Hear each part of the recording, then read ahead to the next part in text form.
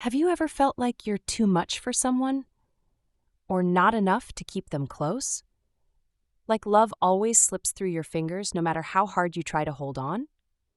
What if it's not that you're broken, but that your nervous system is stuck in an old pattern of survival called attachment?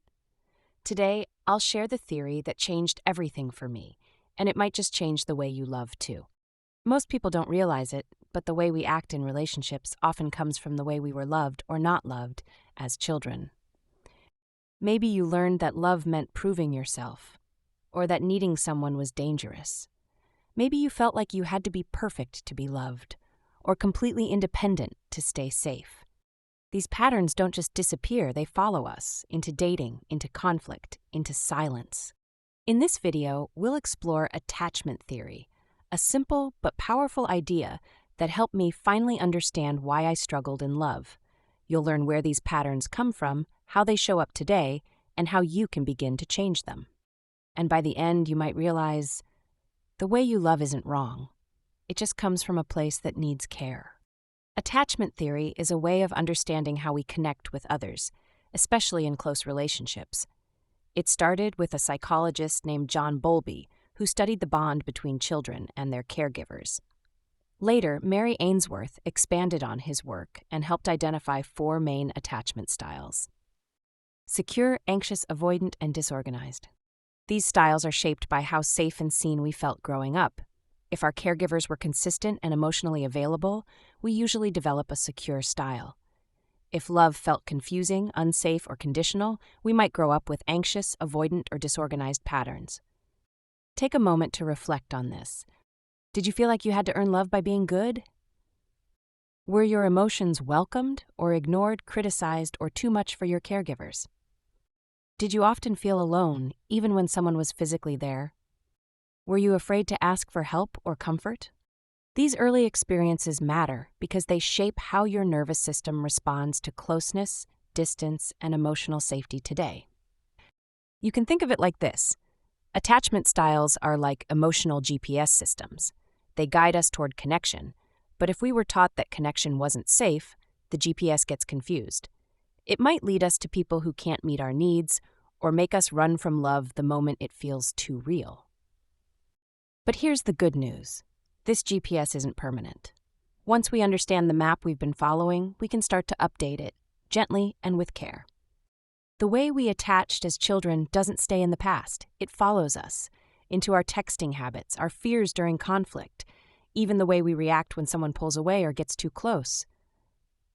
Someone with a secure attachment style usually feels safe in closeness. They trust easily, set boundaries, and communicate their needs without fear. But for others, love feels more complicated. If you have an anxious attachment style, you might feel a deep fear of being abandoned. You may constantly seek reassurance or feel like you're too much, even when you're just expressing your needs. If you're more avoidant, you might pull away the moment someone gets emotionally close. Vulnerability can feel threatening. You may value independence so much that intimacy feels suffocating. And if you relate to both, wanting love but pushing it away, you might resonate with the disorganized style, often rooted in trauma or inconsistent caregiving. These patterns aren't flaws. They're protective strategies, ways your nervous system learned to keep you safe when you were too young to explain what you needed. And they made sense at the time. If this feels heavy or familiar, take a deep breath. You are not broken. You're patterned, and patterns can shift. Attachment styles are not life sentences. They're relational responses, and they can change depending on who you're with, how safe you feel, and the healing work you do. Just recognizing your patterns is a powerful beginning, because now, instead of blaming yourself, you can start to meet those parts of you with curiosity, compassion, and care. Studies often say that more than half of people are securely attached.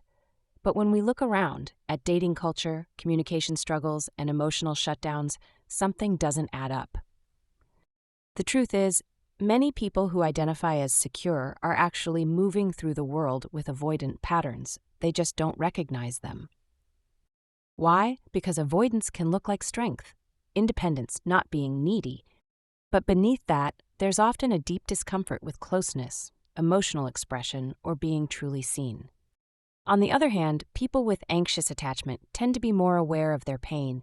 They often label themselves as the problem. I'm too sensitive, too emotional, too clingy. But needing closeness isn't a flaw. Feeling deeply isn't a weakness. This mismatch is important to name because many avoidant patterns hide behind the mask of security, while many anxious individuals carry shame for simply wanting connection. Understanding this difference doesn't mean we judge ourselves or others, it means we begin to look deeper. And that's where real healing starts. One of the most comforting things to know about attachment is that it can change. Your attachment style is not your identity. It's a pattern, a nervous system response, shaped by the past. And like any pattern, it can be softened, reshaped, and healed. For example, someone who once felt secure may develop anxious tendencies after being cheated on, ghosted, or emotionally neglected. The nervous system adapts to pain by becoming hyper-aware of danger. And the opposite is also true. Someone with avoidant or anxious attachment can become more secure over time, especially in relationships where they feel consistently seen, respected, and emotionally safe. Healing doesn't happen in isolation. It often happens through experiences that challenge your old blueprint. A partner who listens when you express your needs, a friend who stays when you're vulnerable, a therapist who helps you feel understood, maybe for the first time. These moments begin to rewire the nervous system. Slowly, love starts to feel less like a threat and more like home. Healing your attachment wounds isn't about fixing yourself. It's about learning to give yourself what you never received. Therapist Julie Manano calls this process reparenting, the act of becoming the safe, loving presence your younger self needed. It begins with noticing what's happening in your body when emotions rise, the tension, the racing thoughts, the urge to shut down or chase. Step by step, you learn to pause, to name what you're feeling, to remind yourself this is just a part of me that's scared and I know how to be with it now. You begin to validate your feelings instead of judging them. You recognize the stories you've carried, like I'm too much or I have to do everything alone, and slowly replace them with truths that feel kind, honest, and safe. This work isn't always easy, but every time you show up for yourself with compassion, you're rewiring something deep. You're telling your nervous system, we are safe now. And over time, love begins to feel different. Not like a battlefield, but like a quiet, steady place you don't have to fight to stay in. If there's one thing I hope you take from this video, it's this.